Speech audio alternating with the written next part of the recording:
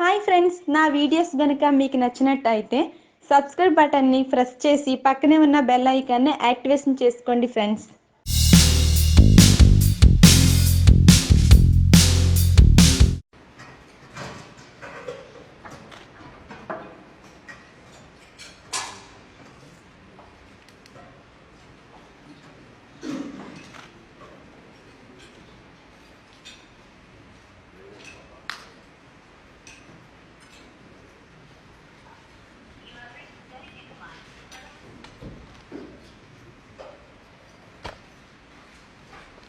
Good afternoon, ladies and gentlemen. On behalf of the U.S. Chamber of Commerce, U.S. India Business Council, our partners for today at Georgetown University and the Atlantic Council, we'd like to extend a very warm welcome to the Honorable Chief Minister Reddy. We're thrilled and honored to have you with us today. His first stop in the United States in his official capacity as the Chief Minister, and as well as a good friend of those of you in the room. From all across the sectors here in Washington, D.C. is India's ambassador, who is known to each and every one of you as a true friend and a great ambassador for India. As I mentioned, we are very appreciative of our partners for today with the Atlantic Council and Georgetown University. Most of all, though, we are appreciative to all of our members that are here today and were able to join us for today's discussion. So, very quickly, we just hosted the ambassador recently out in Denver, Colorado. Why do I mention that? Because that's why we're here today, to talk about engagement at the state level as something that we do both in the U.S. and abroad, especially in India. And we're very proud to have been doing that, and we're very proud to continue that tradition today.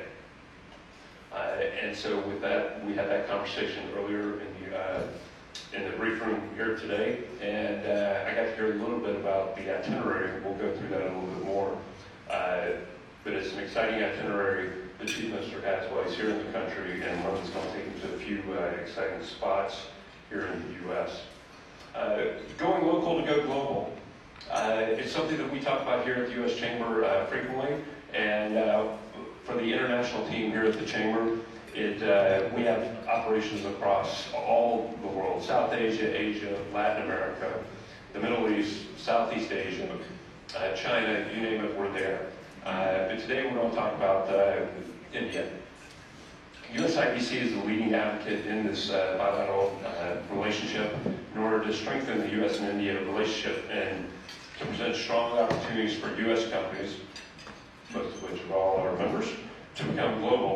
We must collaborate, partner, and work closely with the regional leaders who are advancing their communities and economies to positively change the landscape and the ease of doing business in their markets.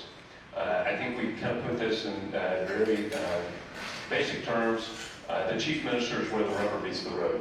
He's actually got to get something done, and the business community is, we are very fortunate to have essentially one of our own at the helm as Chief Minister with his strong entrepreneurial background. Andhra Pradesh is consistently ranked high in the ease of doing business reforms and has become an epicenter for a wide-ranging set of industries. Under the Chief Minister's leadership, he's moving that forward and growing better by the day in IT services, logistics, transportation, infrastructure, smart cities, healthcare, and many startups and the ecosystem that surrounds them. This is where we're delighted to welcome the Chief Minister to the U.S. Chamber on his initial visit to the U.S. and in his post as the Chief Minister of Andhra Pradesh. We are grateful to have the opportunity to learn more about his vision for his state and how the U.S. can be a strong partner and how the U.S. business community can be a strong partner as well. Before we get to the discussion though today, which will have an opportunity for everyone to ask some questions, I'm going to turn it over to the Honorable Ambassador of India, Mr. Shringla, to say a few words on the importance of connectivity with Andhra Pradesh. Now, I was asked to give a very, very long introduction for the ambassador to explain to y'all how 35 years in the diplomatic corps has brought him to this very day. His staff told me to go on for no less than 15 minutes on the introduction, but instead I will just offer that he is one of the true classic gentlemen of this city and of the global community that does a phenomenal job on behalf of India. And we're truly grateful for his partnership, his friendship, and his constant engagement with the business community. Mr. Ambassador. Thank you. Namaste and good afternoon. Let me start by saying and outlining what a singular honor it is to have with us the Honorable Chief Minister of the State of Andhra Pradesh, His Excellency Mr. JAGAN Mohan Reddy. For me personally, it is a unique honor because he's the first Chief Minister that is visiting the United States since I took over my post here in January 2019. And I'm also very happy to note that this is the Honorable Chief Minister's first official visit abroad since his overwhelming victory in the polls earlier this year.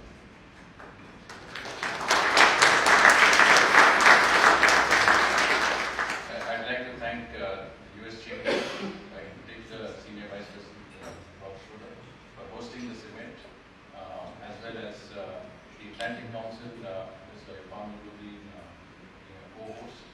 I'm very happy to see so many of our friends who represent leading US businesses present here today. I do understand that it is a holiday month and many of you are not scheduled to be here. We truly appreciate your presence and your interest in India-US relations in general and in the state of Andhra Pradesh in particular.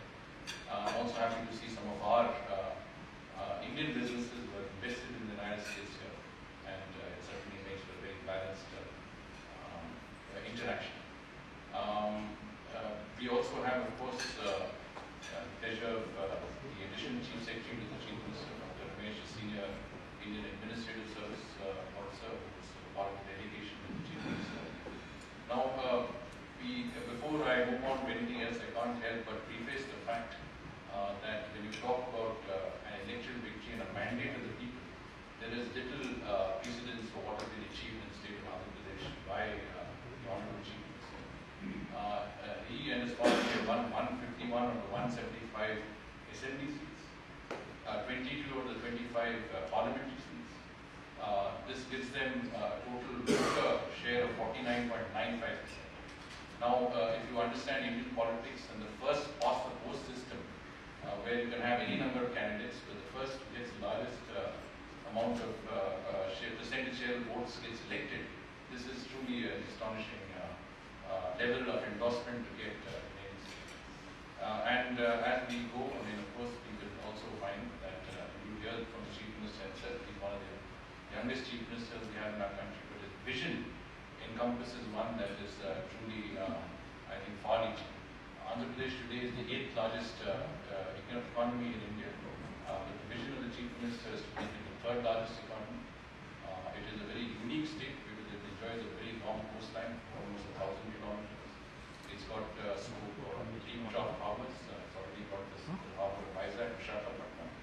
And it is a state that is abundantly endowed with both natural resources, riparian resources, minerals, and a strong industrial and infrastructure base.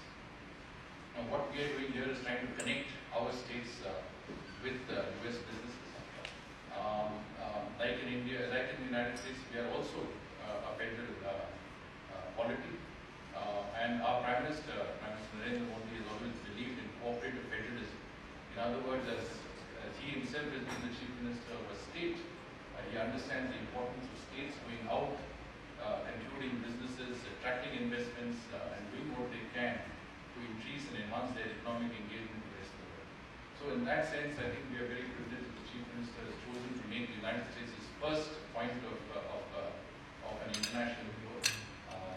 And certainly, as you mentioned to the Honorable Chief Minister, that gives us the advantage that we can also focus on seeing how we can direct the attention of a number of businesses that exist in India towards the state. And the same trend is what we notice in America. I have, along with in cooperation with the US Chamber and the US IBC, myself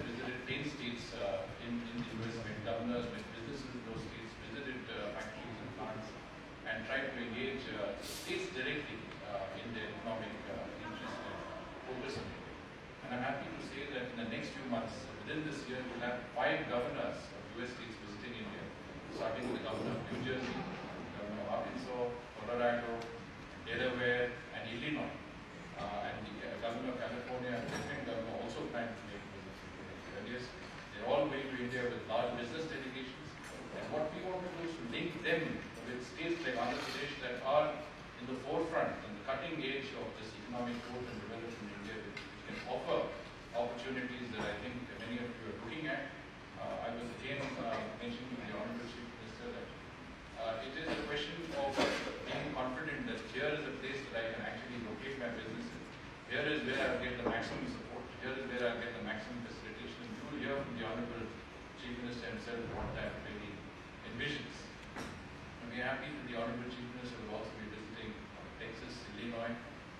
He will be here for a brief stopover weekend. He's meeting a number of people during his stay, including members of the administration. I want to extend a very, very warm welcome to the Honorable Chief Minister and his delegation to the United States. Thank you for joining us.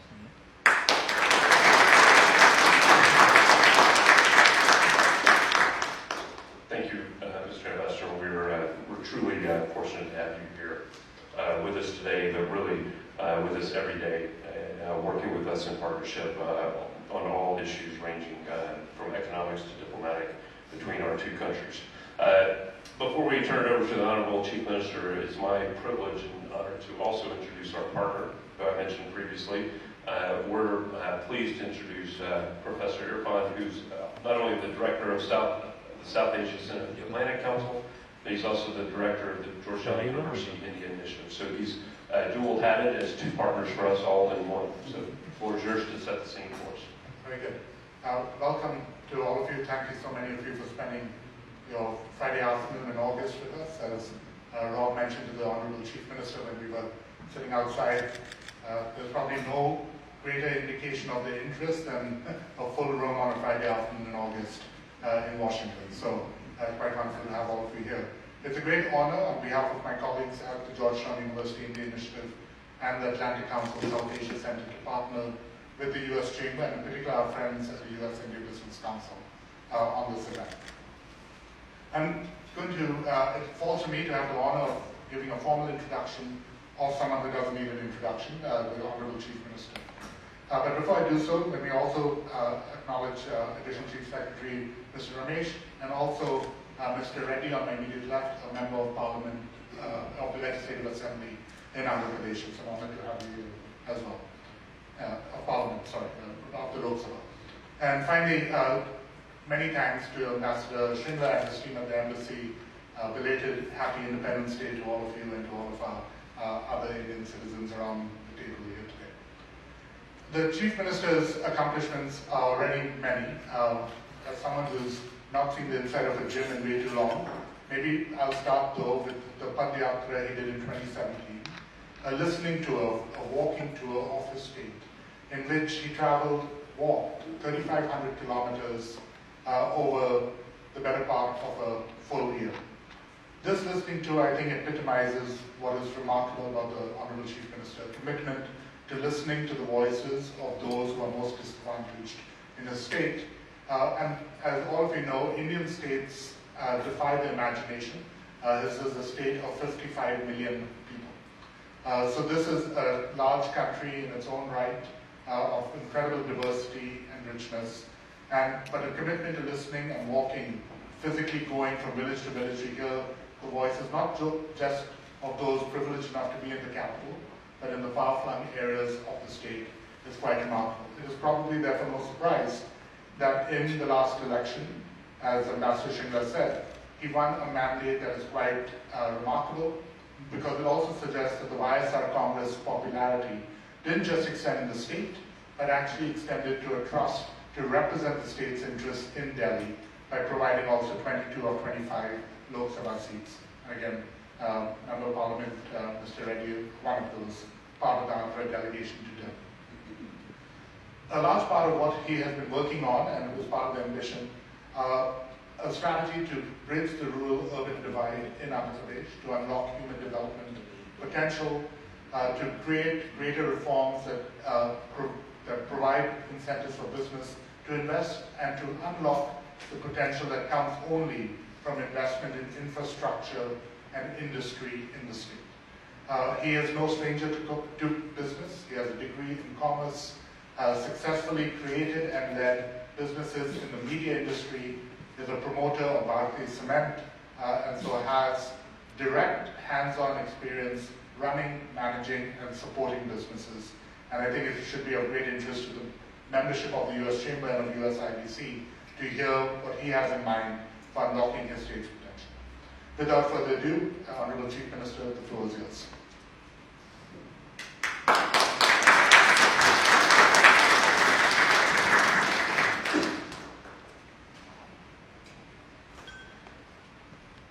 Well, thank you all for sparing this Friday afternoon to come over and participate and listen to what we've got to say. As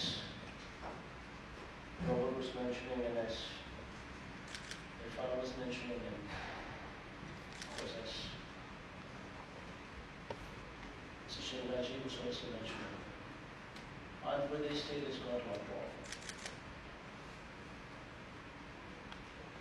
To begin with, I'd just like to speak about the political stability that the Andhra Pradesh state can give. We're the fourth largest party in the parliament. We have more than 50% vote share in the assembly. We have 86% of the seats in the assembly. So this speaks about a lot of political stability, but it's also very important when one is doing business. And the other aspect, which Robert himself was speaking of some time back, I myself am also from business community. I myself have a cement company, which I partnered with a multinational company as well later. Probably among the globally, probably top 5 companies in cement. And I also run a media company. It's also a successful company as well. So there is an element of business in me as well. So I do understand what business is about, and I do understand the need to support when it requires. And to speak a few words about my state, it's one of these states which is 975 kilometers of coastline. It currently has 4 ports and 6 airports. And everything goes well. We're targeting to enhance this by another 4 more ports, 4 to 5 ports extra. So there is a tremendous amount of scope on the coastline. We are primarily an agrarian state, 62% dependence on agriculture. We've recently had a state divided, so the Tier 1 cities, Hyderabad, has just been given away to Telangana state. So that's one of the reality that we need to face. Our other important city would be Visakhapatnam, Vizag. If everything goes well, we can develop that as a Tier 1 city as well. So these are the few weaknesses, few strengths that we have. What I'd like to speak about is the importance of any business community is, if somebody were to come all the way to AP, come and set up a factory or set up something, it's very important that they trust the government. Few of the decisions what we've taken in these 3 months of becoming independent, 2.5 months of we coming into power. Probably I should address them as well, because some of them might have listened to the other side of the story. But it's very important that both sides of the equation are also fully understood as to why anybody takes any decision. Because the most important thing is any business should be in honesty. And if there is no honesty, sincerity, and commitment and credibility, then business itself suffers. So it's very important that we bring in that honesty and commitment. As far as honesty is concerned, we're bringing about a sea change in how things are handled. We're trying to bring about high level of transparency with the state of what the country is in fact has never seen. First time we're bringing about policies which are so highly transparent that probably the country would now follow once these are implemented. While doing so, they have been recently, we've taken a few decisions to bring down power purchase rates as well. So that is probably one decision in the rest of the interest of the state that we have taken. What might to few might not sound very impressive. Because this is one area where, as far as the country and as far as Andhra Pradesh goes, it's purely we buy power and we sell it to the industries. This is the sector what gives us money. The agriculture sector is cross-subsidized. So if my cost of power is high, then what I offer to you will also be higher than that. Then how do I get industry? So if only my cost of power comes down, then my discounts survive. And if my discounts survive, and if I can offer you power at cheaper rates, that will be a motivation factor for me to bring in investment into the state.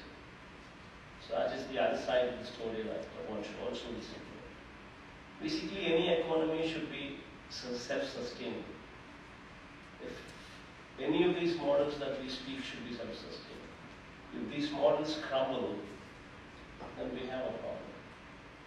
And that's exactly what I did, what I addressed when I spoke about those power purchase agreements that I just spoke about. But in detail, I will explain to you in case there are any questions pertaining to it.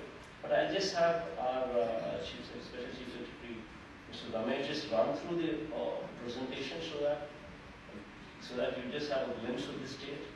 And then any questions what you'd like to ask, I'll be in a position to answer you directly so that those questions are directly handled.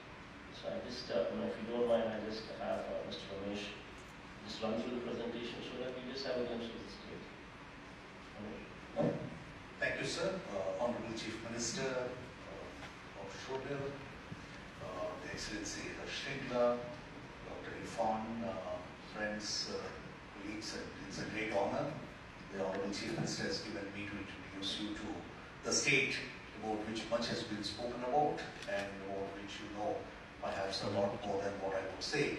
I mean, it's a state on the east coast. It really provides a window to the east of the universe from India.